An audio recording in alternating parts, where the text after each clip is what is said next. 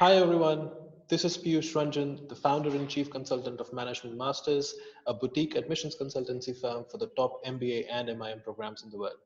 Now, this is the fifth video in our video series, and today also we have a very special guest. Neli, she graduated from the Strategy and International Management program from the University of St Gallen. It is the world number one program for consecutive 8 years in a row now. And prior to that, she completed a bachelor's at the Warwick University in the UK. Now, currently, she's working in a dream company of mine, that is Porsche, and she stays in Salzburg, in the beautiful city of Salzburg in Austria. So let's hear it from her. Welcome, Nelly, to the interview session, and thank you so much for joining us. Could you please give us a small introduction about yourself? Hi, Piyush. Thank you for having me. Yes, of course. So my name is Neli. I come from Bulgaria, but in the past 10 years, I've been living abroad in many different countries, working and studying. And Austria is now, for me, I think the sixth or the seventh stop or country on that way. Yeah, I do work in the automotive sector. I work at Porsche Holding. I work with our international markets, so it's a lot of fun, and I get to know people from a lot of different countries and cultures, and I really enjoy it. Yeah. That's amazing. So Nelly, I see in your profile that you did your bachelor studies in German and business studies from the Warwick University. So what really motivated you to apply for a master's program, and also at one of the top master's program in the world, so at University of St Gallen, which is a very selective program? Yeah. Well, in retrospect, I can say that the British and the German-speaking education system is very different. So in the UK, you're really challenged to think on your own, to come up with theories and what you think of them and how you evaluate stuff. Whereas the German, the Swiss, and the Austrian education systems, for me, are really very practical. And it's about, for example, evaluating business ideas, creating business plans, or seeing how companies are doing with their strategy and things like that. So it's really hands-on. So for me, going to Switzerland after having my bachelor's in the UK was actually just the most logical next step to complement the education that I got in the UK. I chose SIM in particular because of the high ranking of the program, and also because of its focus on leadership, on the topics that are going to be the challenges of tomorrow. And I really liked the whole structure of the program.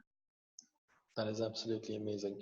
I really like that, the same things that you talk about. So the top ranking of the program, at the same time, the structure that is available in the program, and then the Swiss efficiency with which they execute everything. Yeah. That is absolutely amazing. So a quick question about when you were preparing for for applying to SIM, because the applications for SIM opened really late when we applied. They opened somewhere around February. So how was your preparation journey? How did you write your motivation letters? Did you face any issues, or did you apply to some other schools as well? So could you tell us a bit more about those? Yeah, sure. So for me, it was pretty much the University of St Gallen or nothing else.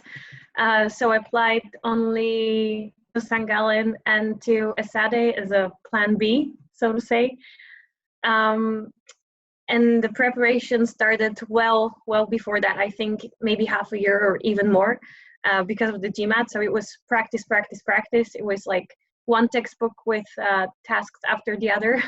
So it was a lot of work, and I focused mainly on the GMAT. The motivation letter, for me, that wasn't really an issue, or I didn't really prepare much because I knew I wanted the program. So it was very easy to write something that was very genuine and very authentic, and to explain why I really wanted to do it. And for me, a central point in the SIM program was the Simagination project, which is a social project that you do abroad and really helps you develop your leadership abilities and also think about how you can make the world a better place. So for me, the motivation letter really centered around that, and it kind of wrote itself. That is nice. And also this imagination challenge, as you mentioned, it's one of the core parts of SIM program. And also, if any of our viewers, they want to do a master's program which really focuses on the questions of tomorrow, or how you can improve your society as a whole, then this imagination challenge really brings you up to date for that, because you do a practical project by going to the place that you're working for, and then actually living with those people, and then trying to do something good for them. So yeah, that I think is one of the strongest parts of the SIM program as well. So since you've graduated, how has your journey been after the SIM program? I know you went back to Bulgaria for a while, and then you came back to Austria. So how has it been, and what have you felt? How has the SIM program itself helped you, sort of a way, in your life after SIM? Yeah. So as part of the SIM program, I had to do an internship, an international internship. So that meant for me outside of Bulgaria, my home country, and also outside of Switzerland. And things happened so that I went to the US and I worked for Porsche, Cars North America. And I would say because of SIM, I have found my passion and the industry that I really want to work in, which is the automotive sector. For me, that was the first touch I had with automotive. So SIM definitely helped me to find this passion. Yeah, so I did this internship, then I went back home for a few months, and then I got my current, I got a job at my current company, which is in Salzburg in Austria. I did a graduate program, a trainee program, which had different rotations in different parts of the company, also in the Czech Republic in Prague. And then I started my current position working with the international markets. And I think SIM has helped me along the way because of this really international open culture that we had during the masters, because of this constant exchange between people from different nationalities. And for me, it's something that has been with me the whole way ever since. That's wonderful to hear. What would you suggest, just a quick question, in terms of the future candidates, or the prospective students who want to go for the strategy and international management program at HighEscape? What would you suggest to them? How should they be preparing, or what should they really focus on in their motivation letters or in their essays to the SIM management, which brings out their character completely? Mm-hmm. Well, first off, I think the GMAT would be the starting point for anyone. If you do not have a good GMAT score, then retake it, do it over and over and over again, because I think that will be the first thing that would get you in the door. But then, more importantly, I think for SIM, you really need to show your personality. You need to show your values, and you need to show why you want this exact program, because the people who evaluate on the other side, they're like really human, and they look for people who would carry the same values. So it is much more important to be genuine in what you write than anything else, to be honest. Yeah.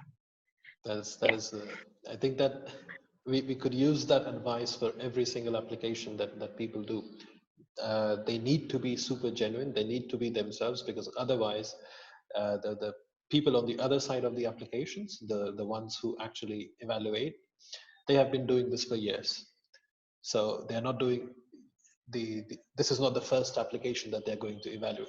They've seen tens of thousands of such applications, and if you're bullshitting, then they can smell it from a mile away. So definitely, that's a really nice advice that you give. So a very quick question to bring our interview to a close. Could you share a bit of your future plans? How do you see your career unfolding? And yeah, what are your future plans in general? Well, my future plans would be definitely to go in one of our international markets, keep moving. And I will stay in automotive for sure. That's kind of a given. And I do hope to be able to go in one of our markets abroad and further develop the companies that we have, work on projects, and yeah, things like that. Perfect. It has been wonderful talking to you, Nelly. Thank you so much for joining us. And I wish you the best for your future. And we will keep in touch. Same here. Thank you for having me.